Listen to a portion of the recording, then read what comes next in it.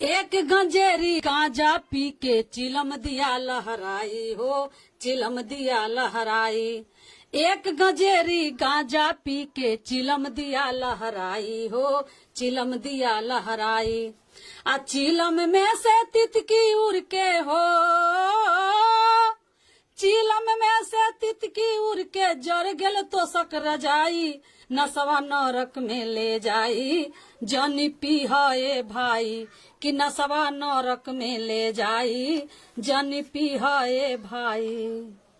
धोती पाट झरिया पहनले कांधे पर चदरिया हो, बबड़िया झर लेना पियावा गेला कोन नगरिया हो, बबड़िया झर के ना पियावा गेला कोन नगरिया हो, बबड़िया झर के ना। दहेजिया के कैसन, दहेजिया के कैसन चलनिया हो राम, बनी कैसे बेटी दुल्हनिया हो राम। मिलेला सरकारी सुविधा फ्री में पढ़ाई के, जात बारे मुनमा मुनिया झोड़ा लाटा काई के, जात बारे मुनमा मुनिया झोड़ा लाटा काई के, जात बारे मुनमा मुनिया। समय से पहले हमारे बाबूजी गुजर गए और ये सब पीते थे, और पीने के कारण उनके साथ ऐसा ऐसा घटना हुआ कि इतना पी लेते थे नशा में कि उनको पता नहीं है, जहाँ पाते तहीं गिर जाते रोज रास्ते पैरे में। एक बार ऑटो वाला मार दिया, एक गिरल थे, ऑटो वाला माथा के साइड से चढ़ा के चल गया, चक्का लगा ब्रेन में तो माथा में ब्लड जम गया और दिमाग डिस्टर्ब हो गया, पागल हो गए थे, आदमी नहीं पहचानते थे। पटना PMCH में इलाज हुआ, पटने में उड़ा करके रिक्शा चलाते थे पटना सिटी में, और सिटी में खटाल है, उसी जगह बाबूजी हमारे मतलब रिक्शा भी चलाते थे सरकारी स्कूल के, और साथ में रिक्शा भी चलाते थे, और साथ में मतलब बच्चा सबके स्कूल में पहुंचाते थे भी सुबह शाम, और बाकी समय मिला था रिक्शा चला लेते। और पैसा जो होता पी खा जाते इतना कि कभी कभी पर्व के त्योहार में भी हम लोग को हर चीज के लिए मोहताज होना पड़ता था। हमारी माँ भी मजदूरी करती थी, दूसरे के खेत में काम धंधा करती, और हम लोग भी देखे कि पढ़े लिखे भी हम नहीं है। कारण है कि हमारे पिताजी शुरू से ऐसे मतलब गलत रास्ता में पड़ गए। उनके संगति के जो भी लोग था खटाल के, सब पीने खाने वाले। कितने भाई बहन थे? हम 5 भाई बहन हैं, 3 बहन और 2 भाई। सबसे बड़ हम है, हमरा से बाद के सब भाई सब है। अब इतना स्थिति खराब होता था कि हम लोग देखे कि माँ की स्थिति देख के पर्व त्योहार में चाहे अनदिना में हर चीज के लिए मोहताज होते। तो उस समय घर में गांव में करे तो क्या करे, माँ हमारी काम करने जाती है, हम लोग बच्चा 5 भाई बहन छोटा छोटा। तो हमरा यहाँ मतलब अभी भी काड़ा है, मूज होता है, मूज के रस्सी बांटते थे दूसरे कन से ले करके, मतलब पसेरी पड़े, आधा उसको देते थे, आधा हम लोग को होता था रस्सी बांट के देने में। तो मूज के रस्सी बांटते थे, खजूर के चटैया बीनते, खड़ के चटैया बीनते, फिर खड़ के रस्सी बांटते थे। ये सब बेच करके अपना हमारी माँ हमारे घर के उपार्जन, घर का बाल बच्चा परिवार को खिलाना भरण पोषण करती थी। जब बाबूजी ऐसा किए पागल हो गए, उस समय भी स्थिति खराब हुआ। उससे पहले भी मतलब बकरी माँ रखी हुई थी, मतलब पोस रही थी, बटैया दे दी पटना में, वहां से चली आई माँ। जब पटना में थी तब तक हमारी माँ वो चाना जो होता है झंगड़ी वाला, वो पसेरी पर ला करके चना छुड़ाती थी, बकरी भी पोसती थी। बकरी आने के समय जब बाबूजी वहाँ ठीक ठाक से नहीं मिल रहा था कुछ, तब माँ सोची कि यहाँ क्या करे, तो माँ वहाँ से चली आई बकरी दूसरे को बटैया दे करके। तो बाबूजी क्या किए कि वो बटैये वाले कन से बकरी लेकर के बेच दिए, और उससे भी अपना पी खा के या जुआ खेल के हटा दिए। नशा के कारण, नशा के कारण याद था, इसीलिए जी हाँ, ये हमको बहुत मतलब मन में गिर गया। शराब पी के गिर गए, जो एक्सीडेंट हुआ, गांजा पी लिए थे तो वो अपने शरीर पर के बस्तर भी जला लेते थे। जो चद्दर है, ठंडा के समय है, कपड़ा है, जल जाता था, पता भी नहीं चलता गांजा पीने में। सुतल है, अब 5-6 लड़का मिलके गांजा भी पी लेता है, करता है क्या कीजिए। देखा कि भाई अब चल दिए वो जगह से, अब बड़ बिछावन है, पता नहीं चला, लुत्ती गिरा, धीरे धीरे सुनते सुनते जल गया। बाद में चला कि भाई इसमें आया कौन जो बिछावन जल गया। तो जब अपने में सब कहता है तू पी ले हा, तो तू पी ले हा, तो हम सब पी लिए चुरा के वही में गिर के ऐसे भी लोग। ये सब होते पी हाय भाई जानी, पी हाय भाई कि नसवा नरक में ले जाई जनी पिहाए भाई कि नसवा नरक में ले जाई जनी पिहाए भाई। तनी सुनाए भाई तनी सुनाए भाई कि नसवा नरक में ले जाई जनी पिहाए भाई कि नसवा नरक में ले जाई जनी पिहाए भाई। एक शराबी शराब पी के नली में गया भहराई जी नली में गया भहराई। एक शराबी शराब पी के नली में गया भहराई जी नली में गया भहराई। आचके में मेहारी के हो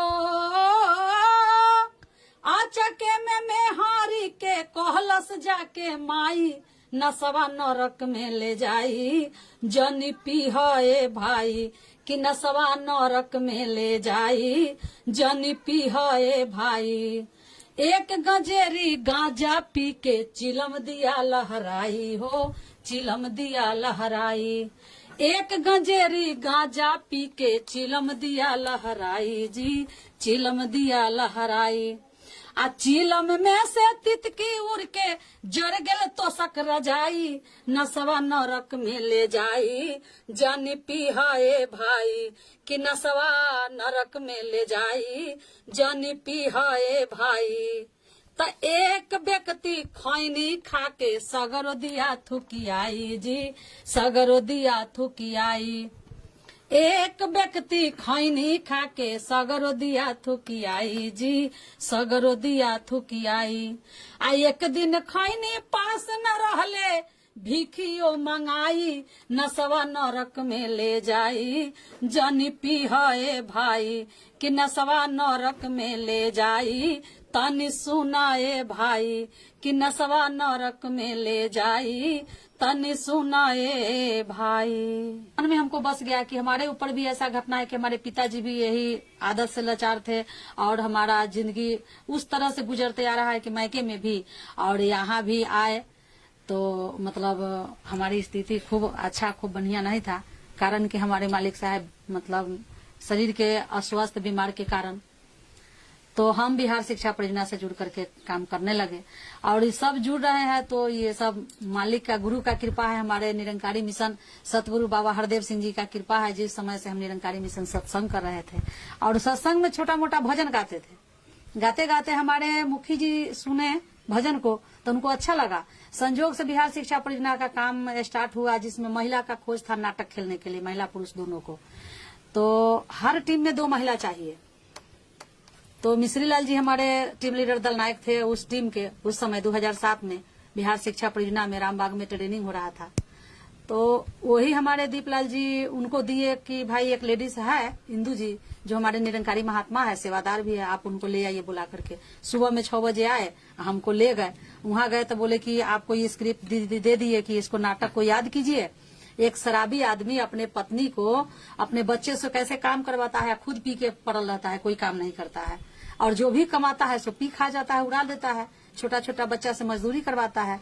तो आप सोचिए कि हम ऐसे व्यक्ति का पत्नी है तो आप क्या कीजिएगा अपने बच्चे के लिए। तो हमने इस नाटक को इतने अच्छा से खेला कि 1 नंबर टीम बना तो मिश्री लाल जी का रामबाग में पहला मतलब 1 नंबर स्थान मिला और वो नाटक हम खेले बहुत ही अच्छा हुआ। कौन सी गाना था? उसमें गाना था कि पति को मनाने के लिए जो गाना था कि हाथ जोड़ी कर तानी तो हसे रजिया ये बालम हाथ जोड़ी कर तानी तो हसे रजिया ये बालम भेजी बचवन के ई सकुलिया ये बालम भेजी बचवन के ई सकुलिया ये बालम आपने मुरुखवा रहल सहला विपतिया ये बालम आपने मुरुखवा रहला आ सहला विपतिया ये बालम ढोवला तू दुखवा के मोटरिया ये बालम ढोवला तू दुखवा के मोटरिया ये बालम आबहू से चेतया बही बचल बा समैया ये बालम आबहू से चेतयबहू बचल बा समय बालम, बेटा बेटी असल कमैये बालम, बेटा बेटी असल कमैये बालम। हाथ जोड़ कर तनी तोह से अरजिए बालम, भेजी बचवन के ई सकुलिए बालम, भेजी बचवन के ई सकुलिए बालम, भेजी बचवन के ई सकुलिए बालम। ये नाटक में गीत था कि अपने पति को मनाए और मना करके बच्चे को स्कूल भेजाए। तो ये पी करके पति एकदम बेहोश है तो उनको जगा रहे हैं लेकिन नहीं मान रहे हैं। जब जगे तब हमको धक्का दे के भगाते हैं कि भागो हटो, तुम्हारा बात हमको नहीं सुनना है। तो उस समय मतलब हाथ जोड़ के विनती करते हैं कि हाथ जोड़ी करत तानी तोह से अरजिया ये बालम, भेजी बचवन के ई सकुलिया ये बालम।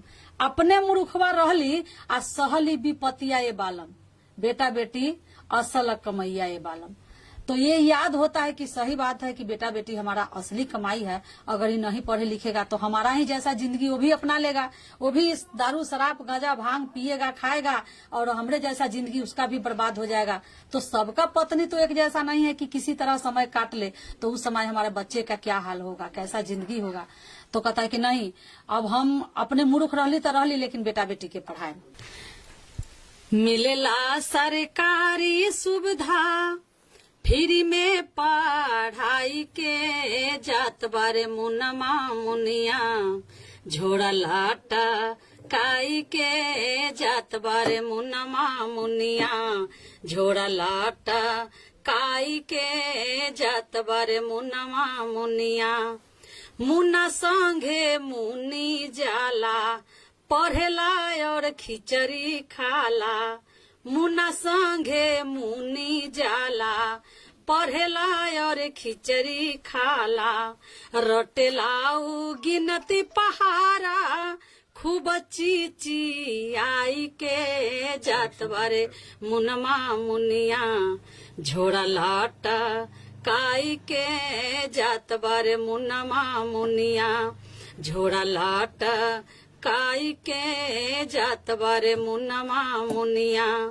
मिलेला सरकारी सुविधा फ्री में पढ़ाई के, जात बारे मुनमा मुनिया झोड़ा लाटा काई के, जात बारे मुनमा मुनिया। मिली नाही मौका ऐसन पढ़ला तू छोड़ के फैशन, मिली नाही मौका ऐसन पढ़ला तू छोड़ के फैशन।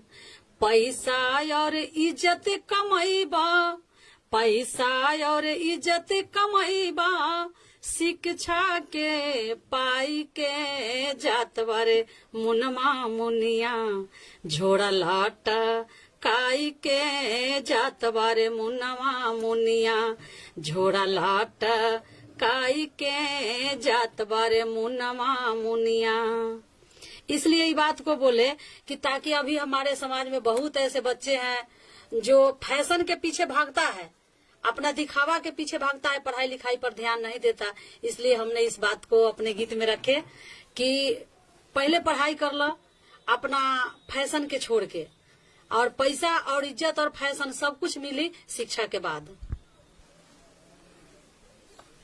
दूसरा कल वाला जो गाना था जी, अब थोड़ा इधर देखिएगा, यहाँ पे ये इस डेप्थ को, ठीक ठीक, लाइट से कोई मतलब नहीं, इसको देखना है। ठीक ठीक, हल्का माइक ऊपर कीजिए, ज्यादा हो बस इतना पर। हाँ ठीक है, ठीक है, जी चलिए एक मिनट रुक जाइए। बंद कर लीजिए,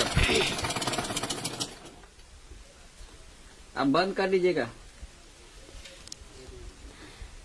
तनी सुनाए भाई, तनी सुनाए भाई कि नसवा नरक में ले जाई, तनी सुनाए भाई कि नसवा नरक में ले जाई, तनी सुनाए भाई, तनी सुना ए भाई जानी पीहा ए भाई तनी सुना ए भाई जानी पीहा ए भाई नसवा नरक में ले जाई जानी पीहा ए भाई कि नसवा नरक में ले जाई जानी पीहा ए भाई। एक शराबी शराब पी के नली में गया भहराई जी नली में गया भहराई। आचके में हारी के जाके कहलस माई नसवा नरक में ले जाई जनी पीहा ए भाई कि नसवा नरक में ले जाई जनी पीहा ए भाई। एक गजेरी गांजा पी के चिलम दिया लहराई हो चिलम दिया लहराई। एक गजेरी गांजा पी के चिलम दिया लहराई हो चिलम दिया लहराई। आ चिलम में से तितकी उड़ के जड़ गेल तो सकरा जाई नसवा नरक में ले जाई जनी पीहा ए भाई कि नसवा नरक में ले जाई जनी पीहा ए भाई। एक व्यक्ति खैनी खा के सगरो दिया थुकियाई हो सगरो दिया थुकियाई। एक व्यक्ति खैनी खा के सगरो दिया थुकियाई। आ एक दिन खैनी पास न रहले हो एक दिन खैनी पास न रहले भिखियो मंगाई नसवा नरक में ले जाई जनी खैह ए भाई कि नसवा नरक में ले जाई जनी पीह ए भाई। धोती पाट झरिया पहनले कांधे पर चदरिया हो बबड़िया झर लेना पियावा गेला कोन नगरिया हो बबरिया झर के ना पियावा गेला कोन नगरिया हो बबरिया झर के ना। बबरिया झर लेना हो बबरिया झर लेना हो बबरिया झर लेना पियावा गेला कोन नगरिया हो बबरिया झर लेना पियावा गेला कोन नगरिया हो बबरिया झर लेना। धोती पाट झरिया पहनले कांधे पर चदरिया हो बबरिया झर के ना पियावा गेल कोन नगरिया हो बबरिया झर लेना पियावा गेल कोन नगरिया हो बबरिया झर लेना। कहेला भिखारी ठाकुर देखी भर नजरिया हो बबरिया झर लेना। कहेला भिखारी ठाकुर देखी भर नजरिया हो बबरिया झर लेना पियावा गेल कौन नगरिया हो बबरिया झर लेना पियावा गेल कौन नगरिया हो बबरिया झर लेना।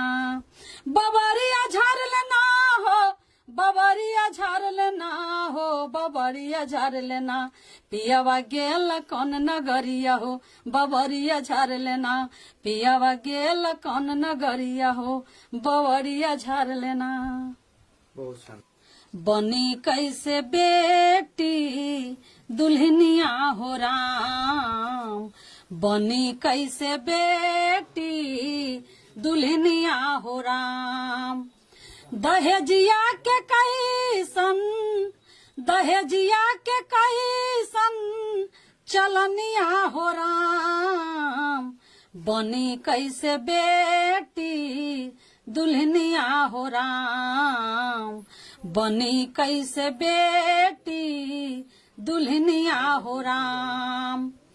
बेटी बियाहे खातिर भैली भिखारन बेटी बियाहे खातिर भैली भिखारन सोना चांदी बेच दिहली बेटी के कारण सोना चांदी बेच दिहली बेटी के कारण बेच दिहल नाथुनी बेच दिहल नाथुनी झुलनिया हो राम बनी कैसे बेटी दुल्हनिया हो राम बनी कैसे बेटी दुल्हनिया हो राम।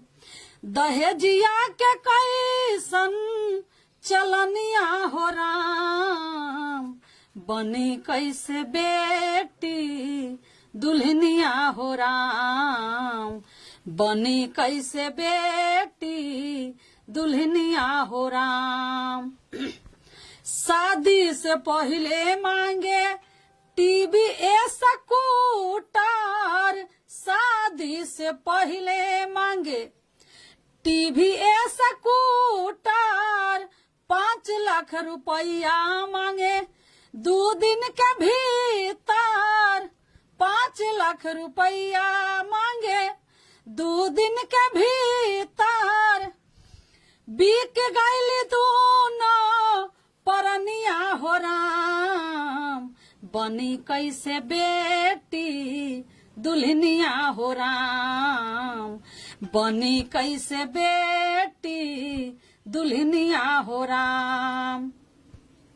नैहर से बेटी के डोली चलेला, नैहर से बेटी के डोली चलेला, जला दिहले ससुरा में आरती उठेला, जला दिहले ससुरा में आरती उठेला।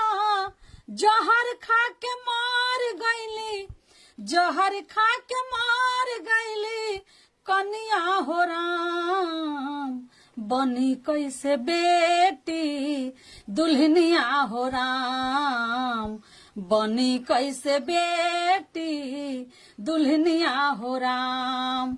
दहेजिया के कैसन, दहेजिया के कैसन चलनिया हो राम बनी कैसे बेटी दुल्हनिया हो राम बनी कैसे बेटी दुल्हनिया हो राम। हम सब मिल के आवाज उठाइब, हम सब मिल के आवाज उठाइब, भाई बहने मिली समाज बढ़ाइब, भाई बहने मिली समाज बढ़ाइब, तब आई समाज में खुश हलिया हो राम बनी कैसे बेटी दुल्हनिया हो राम बनी कैसे बेटी दुल्हनिया हो राम। दहेजिया के कैसन चलनिया हो राम बनी कैसे बेटी दुल्हनिया हो राम बनी कैसे बेटी दुल्हनिया हो राम।